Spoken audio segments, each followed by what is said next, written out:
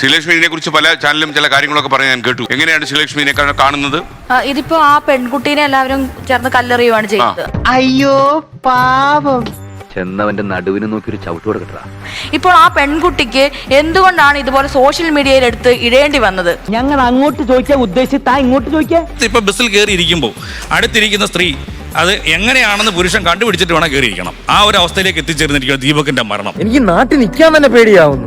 നമ്മൾ മനസ്സിലാക്കേണ്ടത് ഇപ്പോഴും ഈ ദീപക് മോശമായ പെരുമാറിയ ഒരു വീഡിയോ ഒരിക്കൽ പോലും നമുക്ക് പോലും കാണാൻ കഴിഞ്ഞില്ല. പക്ഷെ നിർഭാഗ്യവശാൽ ആ ചെറുപ്പക്കാരൻ ആത്മഹത്യ ചെയ്ത് ദീപകിന്റെ ടച്ച് ബാഡ് ആണെന്ന് അഭിപ്രായമുള്ള മനുഷ്യന് നമുക്കിടയിലുണ്ട്. അനാവശ്യം പറഞ്ഞാൽ പെണ്ണാണെന്ന് ഞാൻ നോക്കൂല, അടിച്ച് കാരണം പോച്ചുകളയും. ആ ഇട്ട വീഡിയോയ്ക്കകത്ത് ഏത് രീതിയിലാണ് ദീപക് മോശമായ പെരുമാറിയത് ഉണ്ടായത്? ഒന്നും ഉണ്ടായിട്ടില്ല.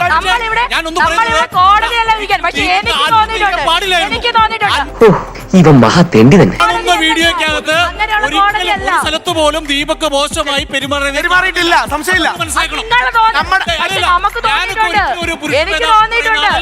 പട്ടിക്കൊലയാടി മോളെ പോക്കിരിത്തരം കാണിച്ചു പിന്നെ നിന്ന് മറ്റേ വർത്താനം പറയുന്നു. ഈ സമയത്തൊന്നും ആണുങ്ങൾക്ക് യാതൊരു പ്രശ്നമില്ല. രണ്ടുപേരോട് ഒരുമിച്ച് യാത്ര ചെയ്യുന്നു.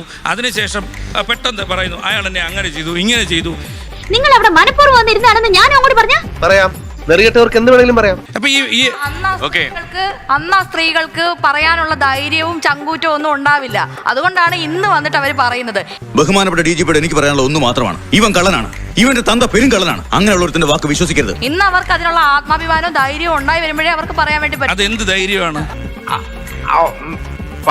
പറഞ്ഞിട്ടില്ല. രാഹുലിനെ അബ്യൂസ് ചെയ്ത് പരിചയമുണ്ടോ? അബ്യൂസ് ചെയ്ത് പരിചയമുണ്ടോ? ഞാൻ ആർക്കെങ്കിലും ഇല്ല. അവരുടെ മൈൻഡ് സെറ്റ് അറിയോ? അതുകൊണ്ട് നമുക്കറിയാം. അതെങ്ങനെ അറിയാം? ഞങ്ങൾ അതെങ്ങനെ മാഡത്തിന് അബ്യൂസറുടെ മൈൻഡ്? എടോ ഇതൊക്കെ ആരെങ്കിലും പറഞ്ഞിട്ട് വേണോ? കാര്യങ്ങളൊക്കെ ഇത്രയായ സ്ഥിതിക്ക് നമുക്കോട്ട് ഊഹിക്കാൻ പാടില്ലേ? ട്രാൻസ്പോർട്ടിൽ ട്രാവൽ ചെയ്യുന്ന സമയത്ത് ഒരാൾ അടുത്ത് വന്ന് നിന്ന് അവന്റെ കൈ അനങ്ങിയാൽ നമുക്കറിയാം. മഞ്ഞപ്പിത്തം പിടിപെട്ടവന് എല്ലാം മഞ്ഞയായിട്ടേ തോന്നും. നീ അടക്കമുള്ള പെൺവർഗം മറ്റാരും കാണാത്തത് കാണും.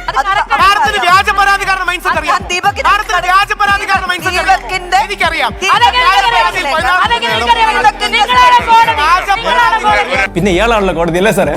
പല്ലിടിച്ച് അണ്ണാക്കിലേക്ക് കിണിക്കാത്ത കാര്യം പറയണേ. കേരളം കണ്ട ഏറ്റവും വലിയ മുഖ്യമന്ത്രിയായ ശ്രീ ഉമ്മൻചാണ്ടി വ്യാജ പരാതിയിൽ കുടുങ്ങിയ ആളാണ്. നിവിൻ പോളി എന്ന വ്യക്തി കൊച്ചി നിൽക്കുമ്പോ ദുബായ് വെച്ച് റേപ്പ് ചെയ്തു എന്ന് പറഞ്ഞു. ആ പെൺകുട്ടിയോട് പോലീസ് ചോദിച്ചോ പെൺകുട്ടി എന്ത് പറഞ്ഞറിയോ? ഉറക്കപ്പിച്ചിൽ ഡേറ്റ് മാറിപ്പോയതാണ്. കുഞ്ഞികൃഷ്ണൻ പറഞ്ഞു ആണിനും അഭിമാനം ഉണ്ടെന്ന്. അതെ, എന്നാ പിന്നെ എല്ലാം പറഞ്ഞു പോലെ എന്ത്? അല്ല ഞങ്ങൾ പോയിട്ട് പിന്നെ വരാം.